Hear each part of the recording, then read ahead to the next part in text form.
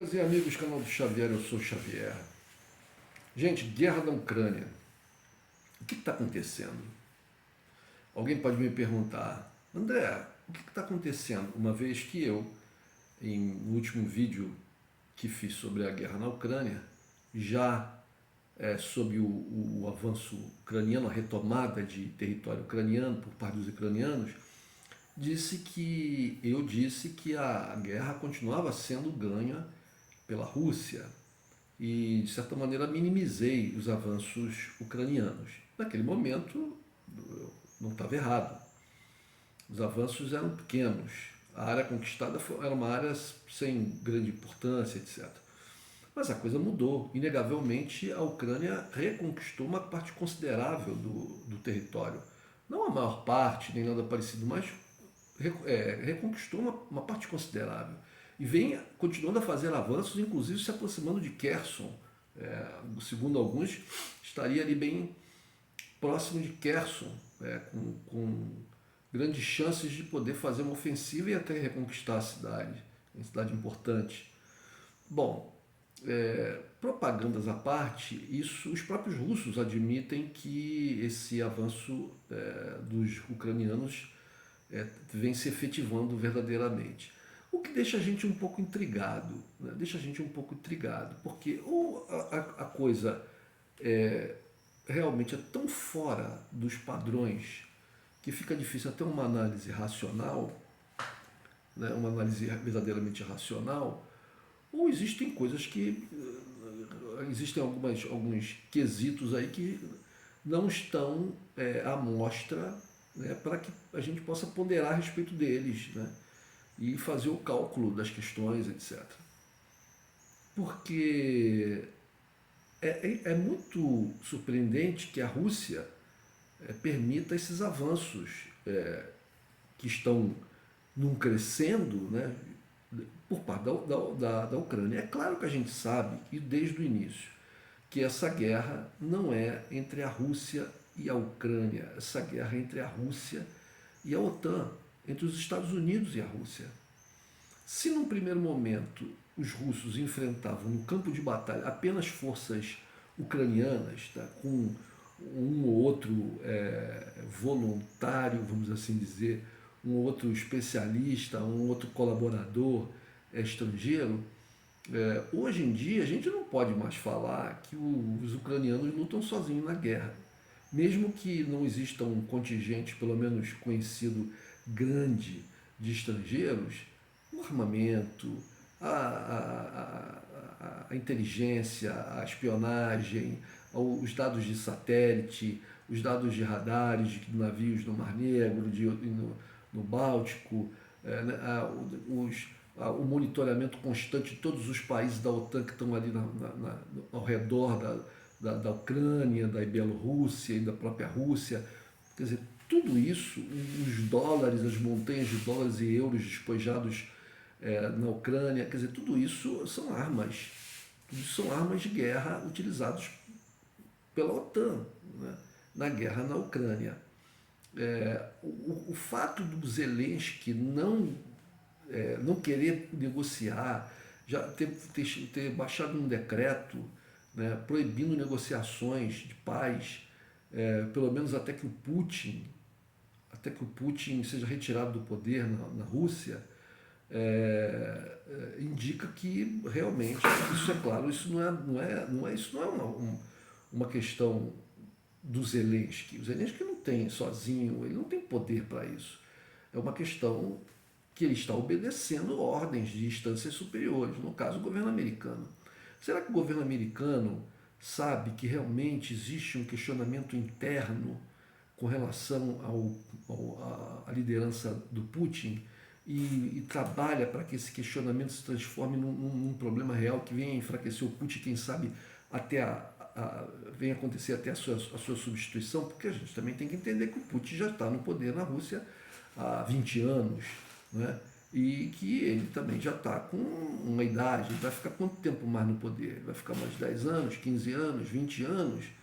Ele parece que já está com 70 anos de idade, ele vai ter que ter um sucessor, né?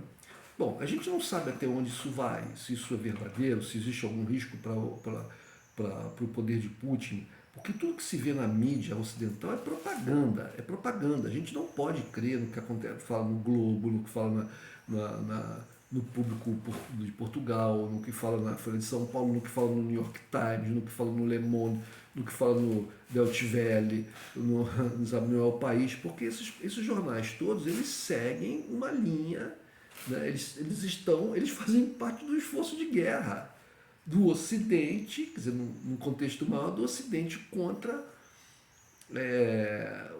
a Rússia e a China. Está tudo englobado, gente. Vocês vejam, por exemplo, o míssil que foi lançado nesses dias atrás pela Coreia do Norte, que passou por cima do Japão. Aí os americanos vão e mandam lá navios e aviões e tal. Aí os norte-coreanos vão e lançam outro míssil. Isso são testes de força para lá e para cá. Aviões russos invadem o espaço polonês, né? Esses caras ficam num jogo de gato e rato, né? Até onde isso vai, e a gente pensa também que eles têm um controle absoluto, aí é que mora a questão e o perigo. Aí é que mora a questão, aqui está o problema. Porque vejam bem, os senhores e senhoras pensam que a Rússia vai se retirar da Ucrânia, depois de tudo que ela investiu, depois de todo o custo das mortes de soldados, da perda de material e tal, que ela vai sair da Ucrânia simplesmente, perdemos a guerra para a Ucrânia e vão se retirar e acabou? Depois de do Putin ter decretado que as regiões tomadas pertencem à Federação Russa e, portanto, são ataques ao território russo, e a doutrina militar russa diz que ataque a território russo implica resposta nuclear. E a Rússia é o país que mais tem ogivas nucleares no mundo, tem mais do que os Estados Unidos. E a Rússia tem armas hipersônicas que, segundo a própria mídia vem afirmando, né, a mídia geral, a mídia de todos os lugares do mundo, né, a mídia especializada em armamento, etc., que armamento esses hipersônicos americanos não têm, pelo menos não iguais aos russos. Então, é de se acreditar que os russos vão simplesmente sair da Ucrânia, entregar a Crimeia, entregar Luhansk, Donetsk, todas as áreas conquistadas e falar, perder uma guerra? Vocês acham que isso pode acontecer? Aí o Zelensky vai e pede agora um ataque preventivo nuclear da OTAN contra a Rússia, porque diz que a Rússia vai fazer um ataque nuclear. O Biden também está dizendo, ora, tudo indica que eles podem fazer isso. Tudo indica que eles podem fazer isso. Se os russos...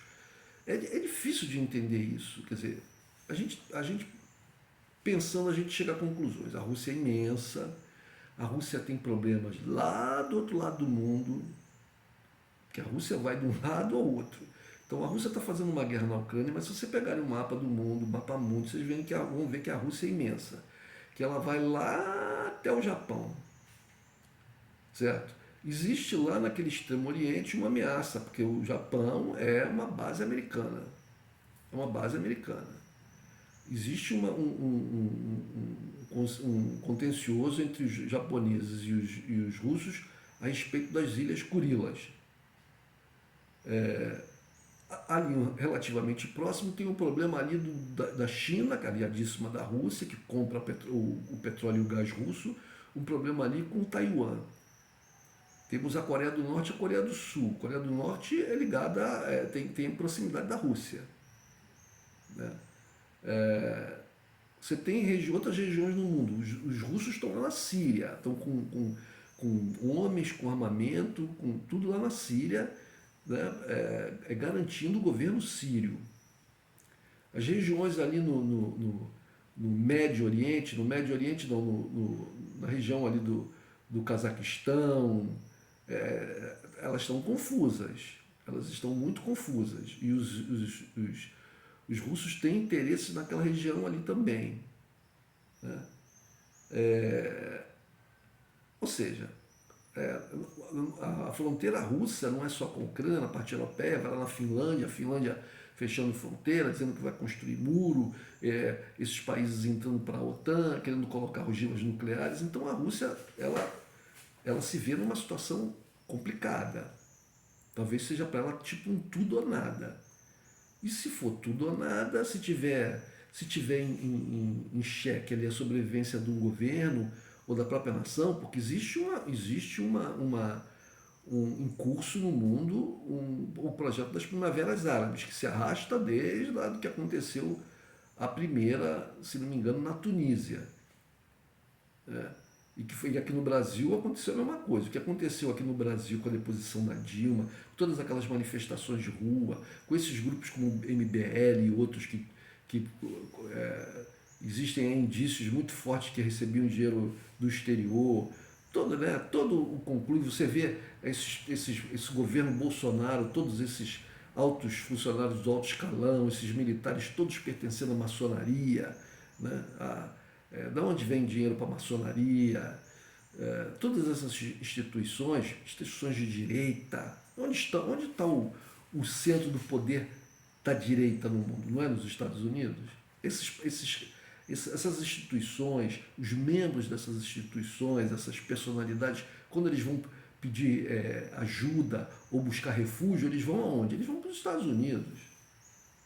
Então, vocês vejam o que está acontecendo no Irã, uma revolta surge lá no Irã de repente, e mesmo num país fechado, com um governo muito forte e tal, as manifestações acontecem de forma violenta.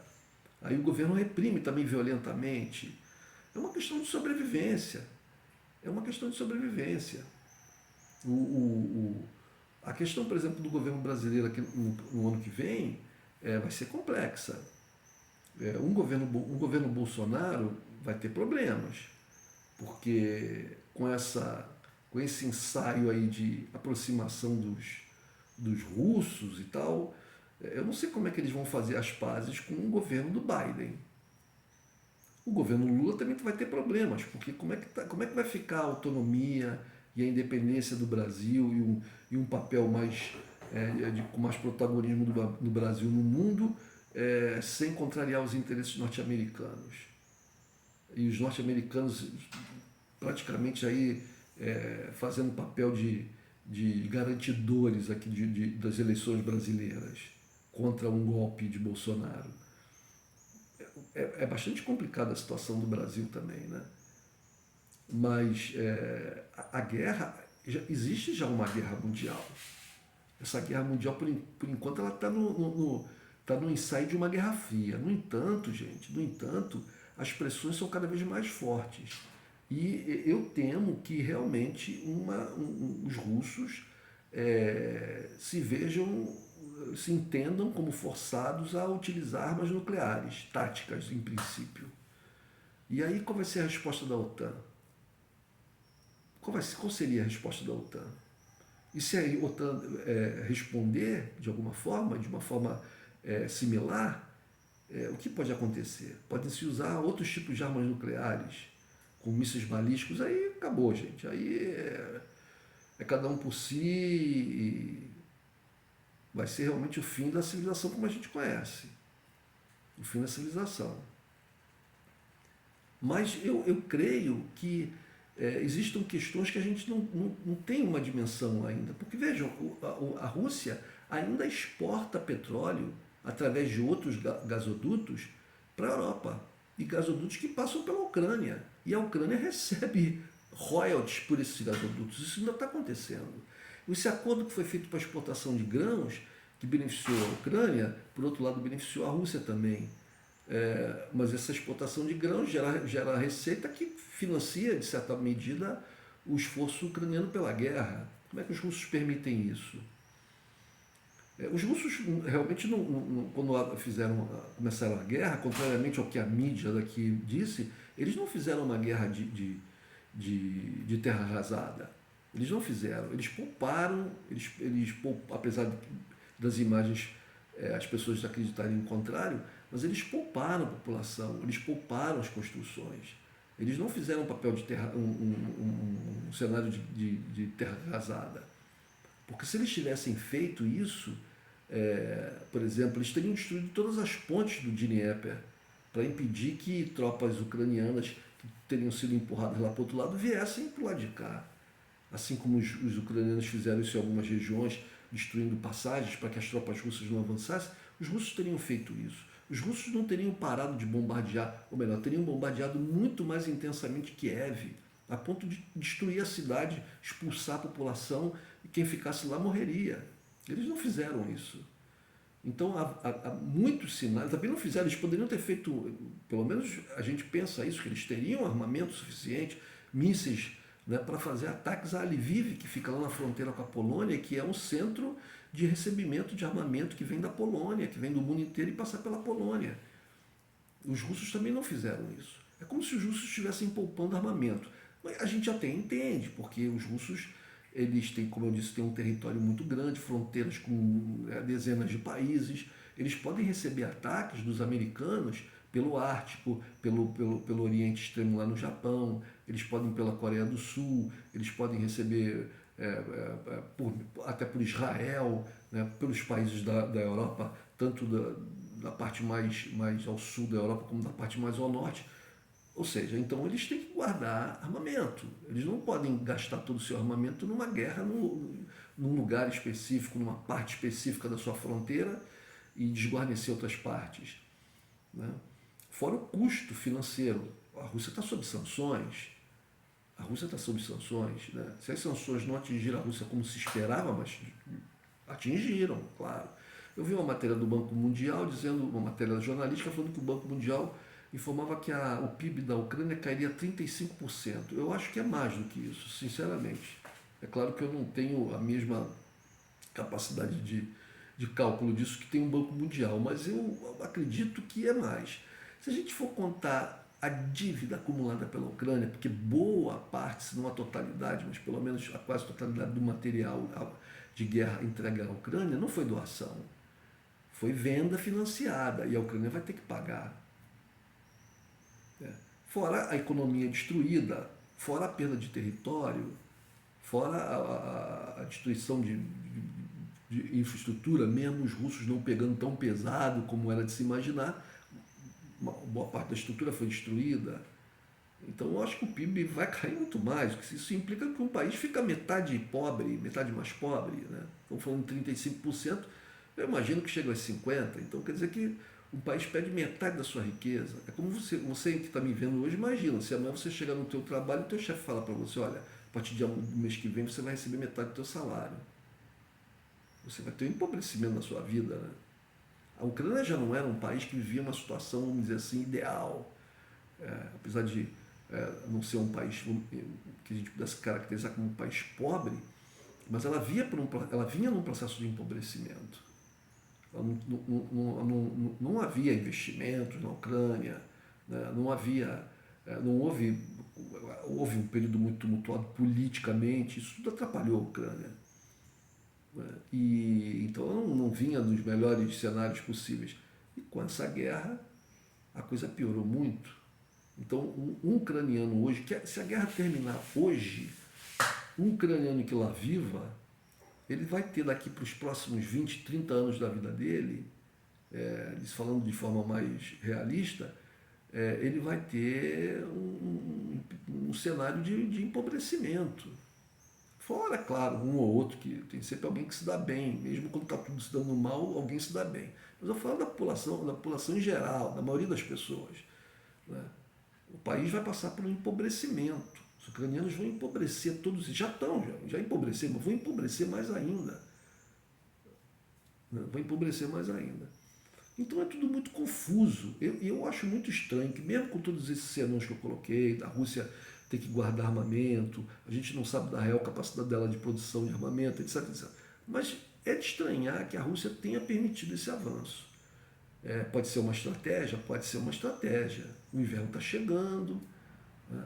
A Rússia, de certa maneira, alcançou seus objetivos. É tudo muito complexo. Um mistério. O problema é que desse mistério pode surgir aí um evento muito terrível para a humanidade toda, que seria uma guerra nuclear, porque esses caras podem perder o controle. Na época da Guerra Fria, o esquema era meio esse, era morde aqui, ataca ali, assopra aqui, blá, blá. Ao mesmo tempo que estava em Guerra Fria, americanos e russos foram capazes de fazer a estação espacial internacional. Né? Eles guerreavam, mas em outras questões eles iam lá, conversavam e tal. Mas agora nem isso está acontecendo. Biden e Putin não conversam. Que eu saiba, não existe um telefone vermelho, como foi retratado em muitos filmes, né, de Hollywood, aquele telefone que o presidente americano, em situações de crise, pegava e ligava lá pro, pro o secretário o líder russo, né? O líder russo. Então, a gente não sabe o que pode acontecer. Mas o fato é que as coisas estão numa escalada muito perigosa. E eu duvido essa coisa que a mídia daqui do Brasil repercutindo esse esquemão ocidental, das mídias todas pró-ocidente, né, todas elas pautadas pelas verdades dos Estados Unidos, da Inglaterra e da OTAN. Então a Rússia é sempre demonizada. Eu vejo aqui, abro aqui o UOL, por exemplo, né? Universo Online, canal aqui na internet e tal. A visão é sempre negativa em relação à Rússia. A Rússia é a grande bandida da história. A Rússia é o grande criminoso. O Putin é um enlouquecido, um ditador, etc. Os russos cometem barbaridades na Ucrânia, como se os ucranianos não fizessem a mesma coisa, como se o Biden fosse um santinho, como se o governo americano fosse a coisa mais maravilhosa do mundo. Não cometesse como se os americanos não tivessem feito o que fizeram com o Brasil. Treinado, apoiado, financiado a ditadura militar, né? Conspirado para o golpe, dado apoio ao golpe, e depois para toda a ditadura militar brasileira. Né? Essa mídia mesmo aí que modernosa, né, é contra a ditadura, né, mas segue todos os ditames ideológicos dos americanos, apesar deles terem apoiado a nossa ditadura, treinado, financiado, conspirado a favor, etc, etc, etc. Isso tudo é sabido por qualquer pessoa que tenha um mínimo de formação, de inteligência. Então, é complicado, a coisa está muito complicada, a coisa está muito estranha, né? E nós vivemos um momento muito turbulento no mundo. Nós temos ali o problema da Armênia com o Azerbaijão, interesses econômicos, a Europa se autodestruindo, os canais do YouTube, de pessoas, de brasileiros que vivem na Alemanha, só falam de problemas que estão ocorrendo dia a dia, falta de mercadoria, aumento de preços assim muito grandes, blackouts, toda hora blackouts, e economia, lojas fechando, empresas saindo, alemães saindo da Alemanha. Parece que eles estão assim, dispostos como se estivessem cercados por um exército, parece o cerco a Stalingrado, né? Alemães cercando a cidade e as pessoas dentro da cidade num desespero para sobreviver, comendo ratos, cozinhando sola de sapato para poder sobreviver. Os alemães teriam uma alternativa. O ataque, por exemplo, que aconteceu aos gasodutos. Gente, quem é que pode ter feito esses ataques? Os russos iriam atacar os gasodutos que eles mesmos construíram e que poderiam ser, numa retomada de normalidade, num acordo de paz, etc., poderiam retomar a exportação de gás russo para a Europa. Eles atacariam os gasodutos? Olha, gente, pelo amor de Deus, isso é uma versão assim que parece que os caras pensam assim, vamos contar qualquer coisa para esses idiotas que eles acreditam. E a mídia repercute isso. Quem é que pode ter interesse na destruição dos gasodutos russos, se não aqueles que querem, que sempre querem e sempre afirmaram que a exportação de gás russo para a Europa era um problema para os europeus e não a solução do problema dos europeus. Que sempre condenou, né? Quem é que atacou? Quem é que disse que que o gasodutos, que o Nord Stream 2 não iria avante de maneira nenhuma. Não foi o governo americano, não foi o Biden que disse isso. Então, quem é que está ganhando dinheiro com o problema dos europeus com relação ao gás russo? Não são os americanos? Não são os americanos que estão vendendo mais gás russo a um preço muito mais alto, transportado por navios? Os europeus estão se ferrando. Os europeus estão... Né? A Polônia, por exemplo, a Polônia ganha o quê com a guerra? A Polônia que já vinha numa situação econômica difícil. Aí chegam milhões de refugiados ucranianos. A Ucrânia está vivendo um bom momento? Eu acho que não, né? Nenhum país europeu está vivendo um bom momento, mas eles seguem resolutos para a beira do precipício. Bom, então a situação é essa, gente. A situação é essa. Então o que eu mais temo é que realmente a coisa siga no encaminhamento, como está descrito lá na doutrina russa. Olha, atacar o nosso território, a gente pode utilizar armas nucleares. Como os ucranianos estão atacando territórios que a Rússia já determinou por decreto que eram seus, rezemos. Um abraço, gente.